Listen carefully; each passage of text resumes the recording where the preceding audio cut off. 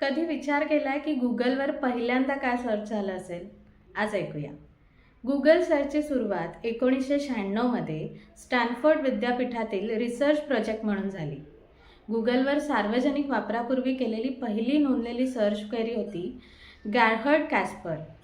Larry page आणि Sergey Brin यांनी Stanford विद्यापीठात PhDचे विद्यार्थी असताना बॅकरब नावाचा रिसर्च प्रोजेक्ट सुरू केला होता, जो नंतर गुगल सर्च इंजिन बनला. 1998 मध्ये जेव्हा लॅरी पेज आणि सर्गेई ब्रिन यांनी संगणकशास्त्रज्ञ जॉन हेनेसी यांना त्यांच्या सर्च इंजिनचे प्रात्यक्षिक दाखवले, तेव्हा हेनेसी यांनी स्टॅनफोर्डचे तत्कालीन अध्यक्ष गेरहार्ड कॅस्पर हे नाव टाईप केले. ही सर्च गुगलच्या कार्यक्षमतेची चाचणी घेण्यासाठी केली गेली होती.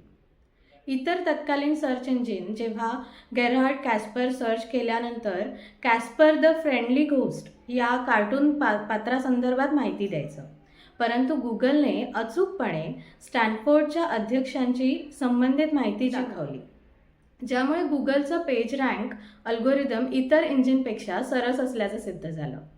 सुरुवातीच्या बॅकरबचे नाव नंतर गुगोल या शब्दावर आधारित गुगल असे ठेवण्यात आले, जे इंटरनेटवरील माहितीचा प्रचंड मोठा साठा आयोजित करण्याच्या त्यांच्या उद्देशाचे प्रतीक होते.